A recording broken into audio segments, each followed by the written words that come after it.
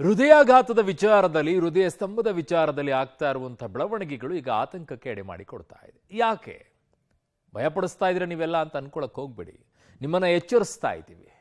ಕಾರಣ ತುಂಬಾ ಜನ ಹೇಳುವುದನ್ನು ಕೇಳಿಸ್ಕೊಂಡಿದ್ದೀನಿ. ಶುರುವಾಯಿತು ಮಾಧ್ಯಮದವರು ಭಯಪಡಿಸೋದು ಅಂತ ಹೇಳಿ. ನಿಮ್ಮನ್ನ ಎಚ್ಚರಿಸ್ತಾ ಇದ್ದೀವಿ. ಎಲ್ಲೇ ಯಾವ ಪರಿಸ್ಥಿತಿ ನಿರ್ಮಾಣವಾಗ್ತಾ ಇದೆ ಅಂತ ಹೇಳಿ, ಏನಾಗ್ತಾ ಇದೆ ಅಂತ ಹೇಳಿ. ಅದಕ್ಕೆ ವಯಸ್ಸಿನ ಮಿತಿ ಇಲ್ಲ. 20 ವಯಸ್ಸಾದರೂ ಕೂಡ ಹೊಡೆಯುತ್ತೆ, 15 ವಯಸ್ಸಾದರೂ ಕೂಡ ಹೊಡೆಯುತ್ತೆ, 30 ವರ್ಷ ಆದರೂ ಇರುತ್ತೆ, 40 ವರ್ಷ ಆದವರೆಗೂ ಕೂಡ ಇದೆ, 50 ವರ್ಷ ಆದವರೆಗೂ ಇದೆ. ಯಾಕೆ ಹೀಗಾಗ್ತಾ ಇದೆ ಅನ್ನೋದು ಪ್ರಶ್ನೆಗೆ ಉತ್ತರ ಇನ್ನೂ ಸಿಕ್ಕಿಲ್ಲ. ಕೂತಲ್ಲೇ ಸಾಯ್ತಾ ಇದ್ದಾರೆ, ಫಿಟ್ ಆಗಿರುವಂಥವರು ಸಾಯ್ತಾ ಇದ್ದಾರೆ. ಹಾಸನದಲ್ಲಂತೂ ವಿಪರೀತವಾಗಿ ಸಾವಾಗ್ತಾ ಇದೆ. 40-45 ದಿನಗಳಲ್ಲಿ 36 ಜನ ಸಾವನ್ನಪ್ಪಿದ್ದಾರೆ. ಏನಾಗ್ತಾ ಇದೆ ಹಾಸನದಲ್ಲಿ ಅನ್ನುವಂಥ ಪ್ರಶ್ನೆ ಮೂಡುತ್ತೆ. ಆದರೆ ಅದೇ ಹಾಸನದ ಉಸ್ತುವಾರಿ ಸಚಿವರು ಸೆಪ್ಟೆಂಬರ್ ಕ್ರಾಂತಿಯ ಬಗ್ಗೆ ಮಾತನಾಡಿಕೊಂಡು ಹಾಸನದ ಕಡೆಗೆ ಒಂದು ಹೆಜ್ಜೆನೂ ಇಡಲಿಲ್ಲ. ಇನ್ಯಾಕೆ ಬೇಕು ನಿಮಗೆ ಮಂತ್ರಿ ಸ್ಥಾನ? ಇನ್ಯಾಕೆ ಬೇಕು ನಿಮಗೆ ಒಂದು ಜಿಲ್ಲೆಯ ಉಸ್ತುವಾರಿ? ಏನಕ್ಕೆ ಬೇಕು ನಿಮಗೆ? ಆ ರಾಜ್ಯದಲ್ಲಿ ಏನಾಗ್ತಾ ಇದೆ, ನಿಮ್ಮ ಉಸ್ತುವಾರಿಯಲ್ಲಿರುವಂತಹ ಜಿಲ್ಲೆಗಳಲ್ಲಿ ಏನಾಗ್ತಾ ಇದೆ ಅರಿವಿಲ್ಲ. ಅದರ ಬದಲಾಗಿ ಬರೀ ಕ್ರಾಂತಿಯ ಬಗ್ಗೆ ಮಾತನಾಡ್ಕೊಂಡು ಓಡಾಡಿ ನಿಮ್ಮ ರಾಜಕೀಯಕ್ಕೋಸ್ಕರ. ಒಬ್ಬರಾದರೂ ಒಂದು ವಿಸಿಟ್ ಮಾಡಿದರೆ ಹಾಸನಕ್ಕೆ ಏನಾಗ್ತಾ ಇದೆ ಅಂತೇಳಿ? ಉಳಿದಿದ್ದೆಲ್ಲ ನಡೆಯುತ್ತೆ. ಹಾಗಿದಾಗ ಯಾಕೆ ಈ ರೀತಿಯಾದಂಥ ಸಮಸ್ಯೆಗಳಾಗ್ತಾ ಇದೆ? ವೈದ್ಯರು ಏನು ಹೇಳ್ತಾ ಇದ್ದಾರೆ ಈ ವಿಚಾರದಲ್ಲಿ? ಇವತ್ತೇನೆಲ್ಲ ಘಟನೆಗಳಾಗಿದೆ ಹೃದಯಾಘಾತಕ್ಕೆ ಸಂಬಂಧಪಟ್ಟಂತೆ, ಹೃದಯ ಸ್ತಂಭಕ್ಕೆ ಸಂಬಂಧಪಟ್ಟಂತೆ? ಸ್ಟೋರಿ ನೋಡಿ, ಡೀಟೇಲ್ ಆಗಿದೆ. ರಾಜ್ಯದಲ್ಲಿ ಹೃದಯಾಘಾತದ ಸರಣಿ ಸಾವು. ಜಾತ್ರೆಯ ಬಂದೋಬಸ್ತ್ಗೆ ಬಂದಿದ್ದ ಎಎಸ್ಐಗೆ ಹೃದಯಾಘಾತ. ಟ್ರಕ್ನಲ್ಲಿ ಮಲಗಿದ್ದಾಗಲೇ ಚಾಲಕನಿಗೆ ಹಾರ್ಟ್ ಅಟ್ಯಾಕ್. ಹೌದು, ಹಾರ್ಟ್ ಅಟ್ಯಾಕ್ ಅಂದ್ರೆ ರಾಜ್ಯದ ಜನರು ಬೆಚ್ಚಿ ಬೀಳುವಂತಾಗಿದೆ. ಎಲ್ಲ ಮೆಡಿಕಲ್ ರಿಪೋರ್ಟ್ ನಾರ್ಮಲ್ ಇದ್ರು, ಜಿಮ್ಗೆ ಹೋಗಿ ಫಿಟ್ ಅಂಡ್ ಫೈನ್ ಆಗಿದ್ರು ಜನರು ಹಾರ್ಟ್ ಅಟ್ಯಾಕ್ನಿಂದ ಸಾವನ್ನಪ್ತಾ ಇದ್ದಾರೆ. ನಿರಂತರ ಹಾರ್ಟ್ ಅಟ್ಯಾಕ್ನ ಸಾವುಗಳು ಜನರನ್ನ ಮಾತ್ರವಲ್ಲ, ವೈದ್ಯರಿಗೂ ಕೂಡ ಸವಾಲಾಗಿದೆ. ಹೃದಯಾಘಾತ ಶಾಕ್. ಎಎಸ್ಐ ಸಾವು ಗೋಕಾಕ್. ಹೃದಯಾಘಾತಕ್ಕೆ ಕರ್ತವ್ಯ ನಿರತ ಎಎಸ್ಐ ಮೃತಪಟ್ಟಿದ್ದಾರೆ. ಲಕ್ಷ್ಮೀದೇವಿ ಜಾತ್ರೆಯ ಬಂದೋಬಸ್ತ್ಗೆ ಬಂದಿದ್ದ ಎಎಸ್ಐ ಹಾರ್ಟ್ ಅಟ್ಯಾಕ್ನಿಂದ ಸಾವನ್ನಪ್ಪಿರುವ ಘಟನೆ ಬೆಳಗಾವಿ ಜಿಲ್ಲೆಯ ಗೋಕಾಕ್ ನಗರದಲ್ಲಿ ನಡೆದಿದೆ. ಹುಬ್ಬಳ್ಳಿಯ ಎಪಿಎಂಸಿ ಪೊಲೀಸ್ ಠಾಣೆಯಲ್ಲಿ ಕರ್ತವ್ಯ ನಿರ್ವಹಿಸುತ್ತಿದ್ದ 56 ವರ್ಷದ ಎಲ್ಜೆ ಮೀರಾ ನಾಯಕ್ ಹೃದಯಾಘಾತದಿಂದ ಸಾವನ್ನಪ್ಪಿದ್ದಾರೆ. ಗೋಕಾಕ್ನಲ್ಲಿ ಲಕ್ಷ್ಮೀದೇವಿ ಜಾತ್ರೆಯ ಹಿನ್ನೆಲೆಯಲ್ಲಿ ಮೀರಾ ನಾಯಕ್ ಅವರನ್ನ ನಿಯೋಜನೆ ಮಾಡಲಾಗಿತ್ತು. ಆದರೆ ಬೆಳಗ್ಗೆ ಬಾಲಕರ ವಿದ್ಯಾರ್ಥಿ ನಿಲಯದಲ್ಲಿ ಮೃತಪಟ್ಟಿದ್ದಾರೆ. ಮೀರಾ ನಾಯಕ್ ಸಾವಿಗೆ ಎಸ್ಪಿ ಭೀಮಾಶಂಕರ್ ಗುಳೇದ್ ಸೇರಿ ಹಿರಿಯ ಅಧಿಕಾರಿಗಳು ಸಂತಾಪವನ್ನು ಸೂಚಿಸಿದ್ದಾರೆ. ಹೃದಯಾಘಾತ ಶಾಕ್. ಟ್ರಕ್ ಡ್ರೈವರ್ ಸಾವು ಕಲಬುರಗಿ. ಇನ್ನು ಹಾರ್ಟ್ ಅಟ್ಯಾಕ್ ಯಾವಾಗ ಹೇಗೆ ಸಂಭವಿಸುತ್ತೆ ಅನ್ನೋದೇ ಗೊತ್ತಾಗೋದಿಲ್ಲ ನೋಡಿ.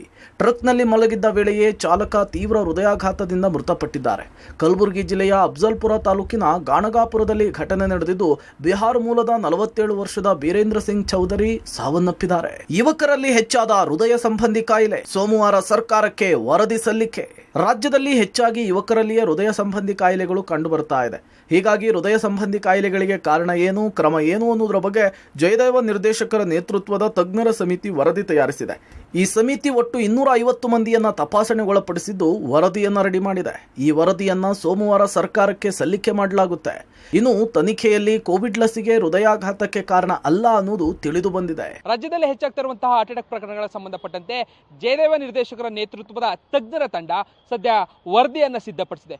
ಸೋಮವಾರ ವರದಿಯನ್ನ ಸಲ್ಲಿಕೆ ಮಾಡೋದಕ್ಕೂ ಕೂಡ ತಯಾರಿಯನ್ನ ಮಾಡಿಕೊಂಡಿದೆ. 250 ಜನರನ್ನ ಒಳಗೊಂಡು ತನಿಖೆಯನ್ನ ಮಾಡಿದಂತಹ ತಂಡ ಯಾಕೆಲ್ಲ ಯಾವೆಲ್ಲ ಕ್ರಮಗಳನ್ನು ಕೈಗೊಳ್ಳಬೇಕು, ಯಾಕೆ ಈ ರೀತಿ ಆಗ್ತಾ ಇದೆ ಅನ್ನುವಂಥ ಅಂಶವನ್ನು ಪತ್ತೆ ಹಚ್ಚುವಂಥ ಕೆಲಸವನ್ನು ಮಾಡಿದ್ದಾರೆ.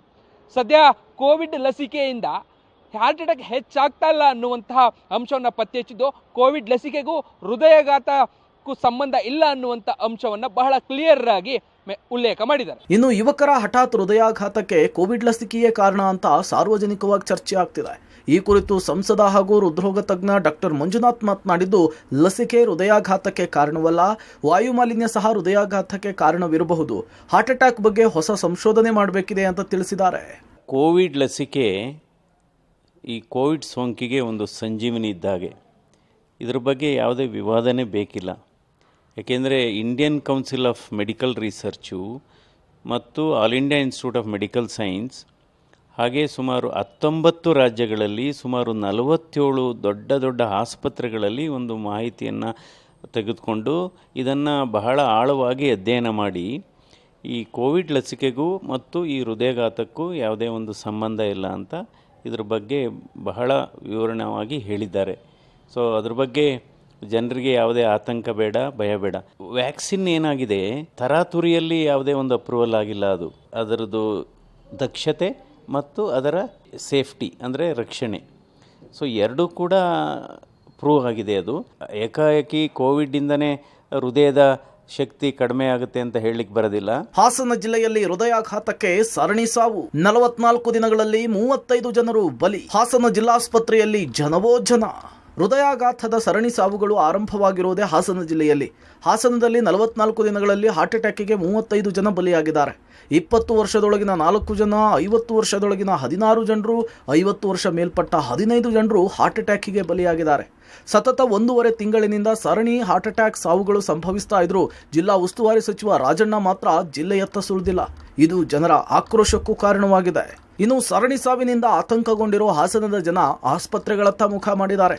ವೈದ್ಯಕೀಯ ಪರೀಕ್ಷೆಗೆ ಮುಗಿಬಿದ್ದಿದ್ದಾರೆ. ನಾವು ದೃಶ್ಯದಲ್ಲಿ ಗಮನಿಸಬಹುದು, ಇದು ಏಮ್ಸ್ ಆಸ್ಪತ್ರೆಯ ಎಕೋ, TMT, ECG ಎಲ್ಲ ಪರೀಕ್ಷೆಗಳಿಗೂ ಸಹ ಜನರು ಸಾಕಷ್ಟು ಸಂಖ್ಯೆಯಲ್ಲಿ ಬಂದಿದ್ದಾರೆ. ಯಾಕೆಂದರೆ ಹೃದಯಾಘಾತ ಏನು ಪದೇ ಪದೇ ಪ್ರಕರಣಗಳು ಹೆಚ್ಚಾಗ್ತಿದೆ, ಅದರಿಂದ ಸಹಜವಾಗಿ ಎಲ್ಲರಲ್ಲೂ ಆತಂಕ ಮನೆ ಮಾಡಿದೆ. ಒಂದು ಚೂರು ಎದೇನೋ ಬಂದರೂ ಸಹ ಅವರೀಗ ಆಸ್ಪತ್ರೆಗಳಿಗೆ ಭೇಟಿ ಆಗ್ತಿದ್ದಾರೆ. ಹಾಗಾಗಿ TMT, ECG ಈ ವಿಭಾಗಗಳೇನಿಂದ ಅವೆಲ್ಲವೂ ಸಹ ಜನರಿಂದ ಭರ್ತಿಯಾಗಿವೆ. ಹಾಸನ ಜಿಲ್ಲೆಯಲ್ಲಿ ಸರ್ಕಾರಿ ಆಸ್ಪತ್ರೆಯಲ್ಲಿ ಇರ್ತಕ್ಕಂಥದ್ದು ಏಕೈಕ ಹೃದ್ರೋಗ ತಜ್ಞರು, ಅಲ್ಲದೆ ಹೃದ್ರೋಗ ವಿಭಾಗವೂ ಕೂಡ ಇಲ್ಲ.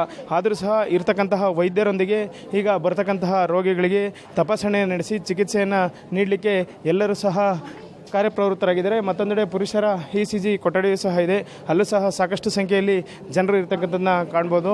ಯಾಕೆಂದರೆ ಹಾಸನ ಜಿಲ್ಲೆಯಲ್ಲಿ ಕಳೆದ 1.5 ತಿಂಗಳಲ್ಲಿ 35 ಮಂದಿ ಹೃದಯ ಆಘಾತಕ್ಕೆ ಬಲಿಯಾಗಿದ್ದಾರೆ. ಅದರಿಂದಾಗಿ ಜನರು ಒಂದು ರೀತಿ ಆತಂಕಕ್ಕೆ ಒಳಗಾಗಿದ್ದಾರೆ. ಈಗಾಗಲೇ ನೀವು ಮಹಿಳಾ ECG ವಿಭಾಗದಲ್ಲಿ ನೋಡ್ಬೋದು, ಸಾಕಷ್ಟು ಮಹಿಳೆಯರು ಹೃದಯ ತಪಾಸಣೆಗೆ ಬಂದಿದ್ದಾರೆ. ಯಾಕೆಂದರೆ ಅವರಿಗೆ ಕೆಲವರಿಗೆ ಚೆಸ್ಟ್ ಪೇನ್ ಇರ್ತದೆ, ಕೆಲವರು ಯಾವುದೇ ರೀತಿ ಮುನ್ನೆಚ್ಚರಿಕೆ ಕ್ರಮವಾಗಿ ತಪಾಸಣೆಯನ್ನು ಮಾಡಿಸ್ಕೋಬೇಕು. ಹಾಗಾಗಿ ಆಸ್ಪತ್ರೆಗೆ ಹೆಚ್ಚಿನ ಸಂಖ್ಯೆಯಲ್ಲಿ ಬಂದಿದ್ದಾರೆ. ನಾವೀಗ ಇಲ್ಲಿರ್ತಕ್ಕಂತಹ ಮಹಿಳೆಯರನ್ನ ಕೇಳೋಣ. ಮೇಡಮ್ ಹೇಳಿ, ಎಲ್ಲಿಂದ ಬಂದಿರೋ, ನಿಮ್ಗೆ ಏನು ಪ್ರಾಬ್ಲಮ್ ಆಗಿದೆ? ನಾವು ಸಕಲೇಶ್ಪುರ ಅಂತ ಹೊಸಕೊಪ್ಲು, ಅಲ್ಲಿಂದ ಬಂದಿದ್ದೀವಿ. ಎದೆ ನೋವು, ಜ್ವರ ಇದೆಲ್ಲ ಕಾಣಿಸ್ಕೊತೈತೆ, ಅದಕ್ಕಾಗಿ ಬಂದಿದ್ದೀವಿ. ಒಟ್ನಲ್ಲಿ ಹಾರ್ಟ್ ಅಟ್ಯಾಕ್ನಿಂದ ಜನರು ಜೀವವನ್ನು ಕಳೆದುಕೊಳ್ತಿದ್ದಾರೆ. ಹೃದಯಾಘಾತದ ಹಿಂದಿನ ಮರ್ಮ ತನಿಖೆಯ ಮೂಲಕ ಹೊರಬರಬೇಕಿದೆ. News desk, public TV.